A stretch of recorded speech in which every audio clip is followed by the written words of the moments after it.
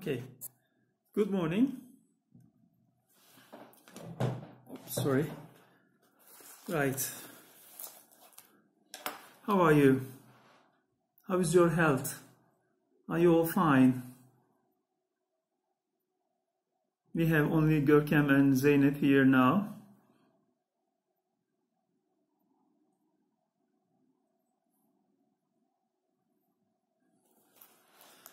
I hope you're all fine. Pretty busy, yes, writing essays. Yeah, I'm also very well, but I'm also very busy. You know, giving lots of lectures online. I'm giving lots of lectures online, and I'm writing so many articles and reading so many articles and books, or trying to read so many articles and books at the moment. So it's a busy time. Now, we are in the beginning of part 4, all right? A new voyage, the beginning of another voyage to another fantastic land. And in this fantastic land is called the country of Hunyums. Hunyums, it's difficult to pronounce, I don't know the exact pronunciation. Hunyums or Hunyums, Hunyums. Okay, I continued at home with my wife and children about 5 months in a very happy condition. But after 5 months, he cannot stay at home, so he wants to go to the seas once again. I left my poor wife with child, and accepted an advantageous offer made me to be captain of the Adventure, stout merchant of 350 tons. So this time he is offered to be the captain of a ship, and they start the journey. But I skipped the next paragraph on the next page because those details, as I always say, those details are only function as a connection between the two. Upon the 9th of May, 1711, one James Welsh came down to my cabin, said he had orders from the captain to set me ashore. I expostulated with him, but in vain, neither would he so much as to tell me who their new captain was. So one of the other sailors on the ship declares himself the new captain, and they want to dismiss Gulliver from the ship. And in the nearest coast, they sent him to the coast. So he's dismissed from the ship, basically. So this is how his new adventure begins. The next paragraph. In this desolate condition, I advanced forward and soon got upon firm ground, where I sat down on a bank to rest myself and consider what I had best to do. When I was a little refreshed, I went up into the country, resolving to deliver myself to the first savages I should meet, and purchase my life from them by some bracelets, glass rings, and other toys which sailors usually provide themselves with in these voyages, whereof I had some about me. So, what can he do? He is on a new island now, a desolate place where he sees nobody around, so he just starts walking into the depths of the land. If he sees any native people there, he thinks that he can give them some bracelets, some jewelry, some toys, something like that. He says that all sailors provide themselves with some gifts like those, so he wants to give the natives some of them to rescue himself. And the land was divided by long rows of trees, not regularly planted, but naturally growing. There was great plenty of grass and several fields of oats. I walked very circumspectly for fear of being surprised, and suddenly shot with an arrow from behind on either side. So he walks very cautiously, very carefully, because he's afraid of seeing another big surprise. He doesn't want to see another big surprise, or he doesn't want to be shot by an arrow, by a tiny arrow or a big arrow, or he's afraid of seeing another giant man or another tiny man. in this adventure, or another floating island.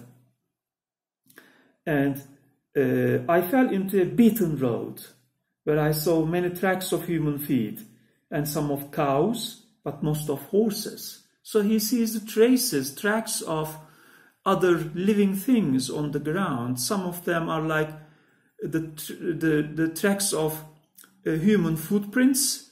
Other tracks are like cow prints, cow feet, or horses.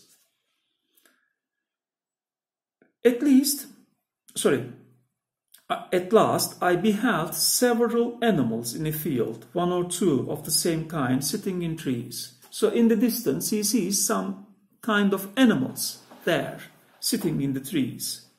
Their shape was very singular and deformed, which a little discomposed me, so that I lay down behind a thicket to observe them better. Some of them, coming forward near the place where I lay, gave me an opportunity of distinctly marking their form. So, as he nears them, he can see their forms. Their heads and breasts were covered with thick hair. All the face and the breast was covered with thick hair. And some frizzled and others lank. They had beards like goats. You know the goatee beard? They had beards like goats, and a long reach of hair down their backs. So long reach of hair. Their back is also covered with hair. And down their backs, and 4 parts of their legs and feet. All right, also their legs and feet were covered with hair. But the rest of their bodies were bare, so that I might see their skins, which were of a brown, buff color. So the other parts of their body is not covered with hair, but so he can see the color, so it is dark brown. Okay. They had no tails, nor any hair at all on their buttocks, except about the anus, which I presume nature had placed there to defend them as they sat on the ground, for this posture they used, as well as lying down, and often stood on their hind feet.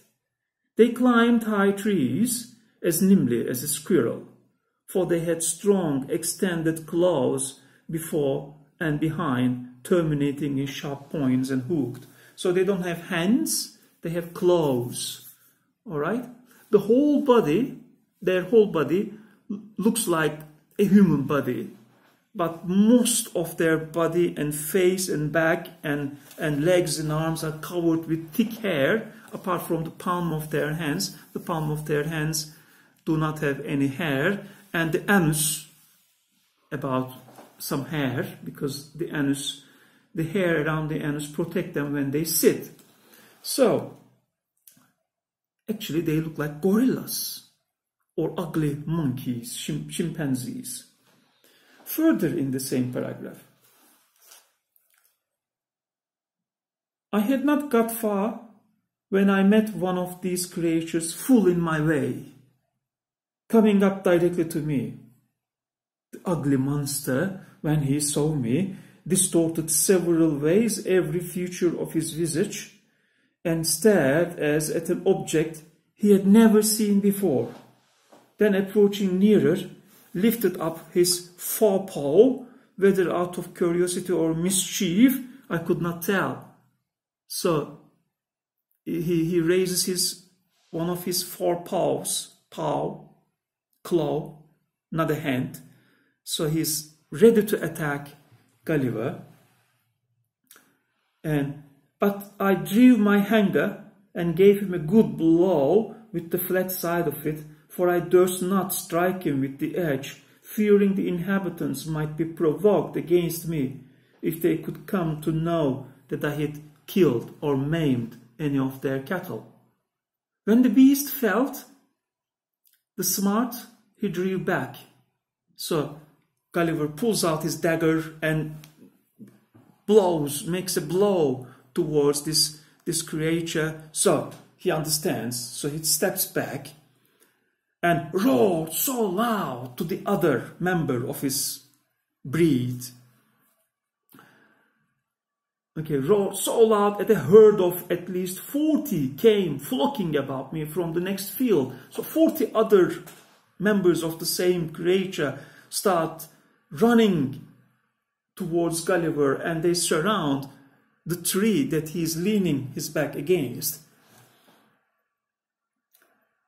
But I ran, talking about the field, howling and making odious faces, but I ran to the body of a tree, leaning my back against it, and kept them off by waving my hanger. Several of this cursed brood, getting hold of the branches behind, leaped up into the tree. So he's leaning his back against the tree, but they leap up. They climb the tree. So they're on top of him now, some of them. From whence they began to discharge their excrements on my head. So they start, making their toilet on top of Gulliver's head. Excrements, sending down their excrements on top of his head. However, I escaped pretty well by sticking close to the stem of the tree, but was almost stifled with the filth, which felt about me on every side. In the midst of this distress, I observed them all to run away on a sudden as fast as they could. So, when he is disgusted with this filth, dirty thing on top of his head, suddenly he realizes that they start to escape, run away. At which I ventured to leave the tree and pursue the road, wondering what it was that could put them into this fright. But looking on my left hand, I saw a horse walking softly in the field. A nice horse is walking softly in the field, which my persecutors, having sooner discovered, was the cause of their flight. So he understands that it is the horse that they are afraid of. So they just start running away when they see the horse. The horse started a little when he came near me, but soon, recovering himself, looked full in my face with manifest tokens of wonder. So the horse approaches Gulliver and starts looking at him, wondering what kind of a creature Gulliver is. And imagine that horses have eyes on both sides of their head, so he has to look at Gulliver sideways. And he viewed my hands and feet, walking round me several times. So he walks around Gulliver and examines his feet and his hands. And Iode pursued my journey, but he placed himself directly in the way, yet looking with a very mild aspect, never offering the least violence. We stood gazing at each other for some time. At last I took the boldness to reach my hand,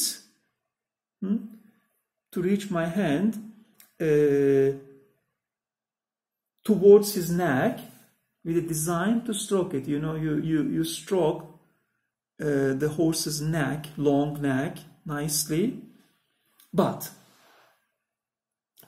using the common style and whistle of jockeys when they are going to handle a strange horse. But this animal, seeming to receive my civilities with disdain, shook his head, bent his brows, softly raising up his forefoot to remove my hand.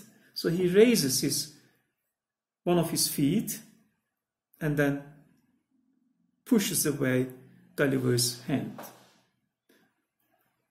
And then he neighed. The horses neigh, neigh. He neighed 3 or 4 times, but in so different a cadence that I almost began to think he was speaking to himself in some language of his own. So you can understand that, this is not just accidental neighing, but he has a language of his own, strangely. On the next page, the next paragraph. The 2 horses came up close to me, looking with great earnestness upon my face and hands. The grey steed rubbed my head all around with his right forehoof, and discomposed it so much that I was forced to adjust it better, but taking it off, settling it again, whereat both he and his companion, who was a brown bay, appeared to be much surprised. The latter felt the lappet of my coat, finding it to hang loose about me, and they both looked with new signs of wonder. So all the other horses also come to see him, and they are very surprised. They look at him with wonder. What kind of a creature this man is? And he notices that, Gulliver notices that they are neighing at each other, but it sounds like a language. Upon the whole, the next paragraph, the behavior of these animals was so orderly and rational, so acute and judicious, that I, at last, concluded they must needs be magicians, who had thus metamorphosed themselves upon some design, and seeing a stranger in the way, were resolved to divert themselves with him, or perhaps were really amazed at the sight of a man so very different in habit, feature, and complexion from those who might probably live in so remote a climate. Upon the strength of this reasoning, I ventured to address them in the following manner: Gentlemen, if you be conjurers, as I have good cause to believe, you can understand any language. Therefore, I make bold to let your worships know that I am a poor, distressed Englishman, driven by his misfortunes upon your coast, and I entreat one of you to let me ride upon his back, as if he were a real horse, to some house or village where I can be relieved. So he suggests that, speaks in English to them, and can I ride one of you so you can take me to a nearest village? I could frequently distinguish the word Yahoo, Yahoo. The next paragraph. So Yahoo, the website Yahoo, the search engine Yahoo, takes its name from this book. Yahoo refers to the people. I could frequently distinguish the word Yahoo, which was repeated by each of them several times, and although it was impossible for me to conjecture what it meant, yet while the two horses were busy in conversation, I endeavored to practice this word upon my tongue, and as soon as they were silent, I boldly pronounced Yahoo in a loud voice, imitating at the same time, as near as I could, the neighing of a horse, Yahoo! At which they were both visibly surprised. The grey repeated the same word twice, as if he meant to teach me the right accent, Yahoo! Yahoo! Wherein I spoke after him as well as I could. I found myself perceivably to improve every time. Then the bay tried me with a second word, much harder to be pronounced, but reducing it to the English orthography may be spelled as Honium. So they introduced themselves, Honium, and Gulliver is Yahoo, Honium, Yahoo. After some further discourse, which I then conjectured might relate to me, the two friends took their leaves with the same compliment of striking each other's hoof, and the grey made me signs that I should walk before him, wherein I thought it prudent to comply.